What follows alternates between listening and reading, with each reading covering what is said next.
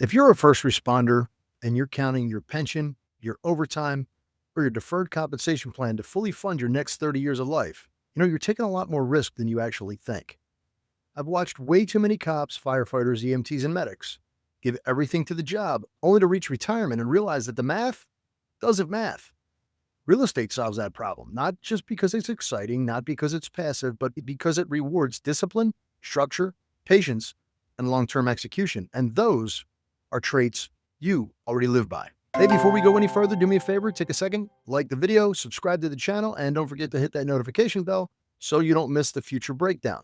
Okay, here's the truth. Real estate is not for everyone, but it is uniquely qualified for first responders. You already understand delayed gratification. Nothing in your career pays off quickly. Promotions take time, experience takes time, trust takes time. Your pension takes decades to mature, but you showed up anyway. You trained, you followed your procedures, you trusted the process. Well, real estate works the same way.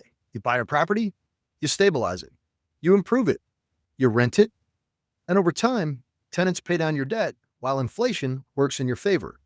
Wealth in real estate is built slowly, intentionally, predictably. It should be boring. Most civilians struggle with this. They want speed, they want a shortcut. You already know that anything worth having is going to take time. You also understand risk better than anybody else ever will. Civilians confuse risk with danger. First responders don't. You assess it, you mitigate it, you control what you can. Real estate is not risky when it's purchased correctly. People always need housing. That's not speculation, that's reality. And when you combine conservative underwriting, fixed rate debt, proper insurance, and cash reserve, risk becomes manageable and predictable. Leverage in real estate is controlled force. You're risking the bank's money to control an income-producing asset. The tenant pays the loan, inflation reduces the real cost of that debt over time, and rents increase. Your spread grows. That's not gambling, that's strategy. Your schedule is also an advantage, not a liability. Shift work scares most people away from investing, and it shouldn't. 4 on, 4 off, 24-hour shifts, rotating schedules, those schedules allow you to analyze deals during the week, walk properties when other people are working, and manage rehabs without burning your vacation time. Real estate doesn't require you to quit your job. It's designed to be built alongside it. Some of the strongest investors I work with are active first responders because they use their off days with intent. Real estate is also procedural, and that matters. Most people think real estate is complicated. It's not. It's systematic. Analyze the deal, secure your financing, acquire the property, improve the asset, lease it out, and then manage it with standards. That's a checklist. It's simple. Sometimes it's not easy. But if you can follow SOPs, run calls, or operate in a high-stress environment without freelancing, you can follow a real estate process. Civilians fail because they try to improvise. First responders just execute. Now let's address the pension reality. Most pensions were never designed to support years of retirement, plus inflation, plus healthcare costs, plus lifestyle creep. They were built for a different era. Rental income adjusts with inflation. Debt stays fixed. Rents rise. Assets appreciate. And you write off the taxes. That gap is where financial control really lives. A pension is a promise.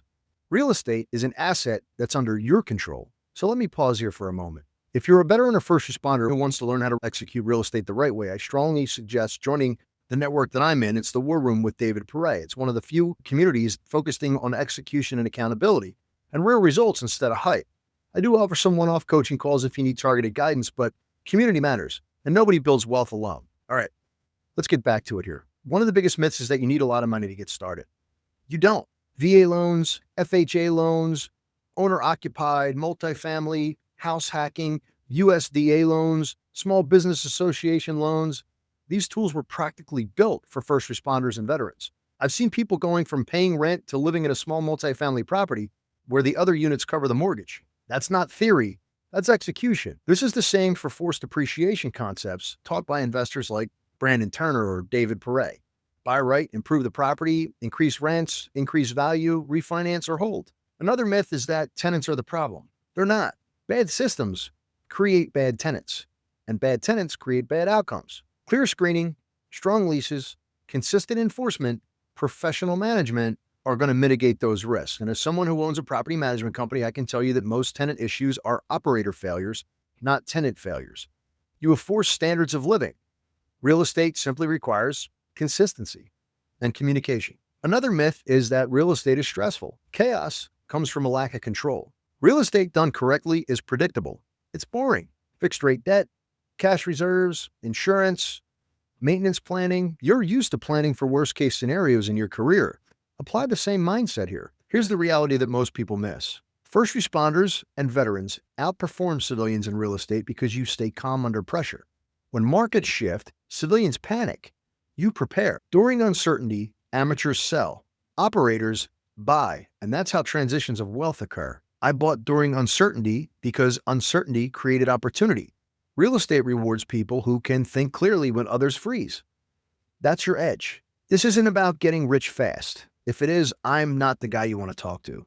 This is about never being broke again, creating financial freedom, and then eventually generational wealth. So, here's your checklist. Decide that real estate is a long-term mission, not a side hustle. Start with owner-occupied properties when possible. Use government-backed loans to reduce your risk. Buy boring properties in boring neighborhoods. Underwrite conservatively and assume nothing goes perfectly. Build a cash reserve before you scale. Implement your systems early, including management. Focus on cash flow first and appreciation second. Ignore market noise and stay disciplined.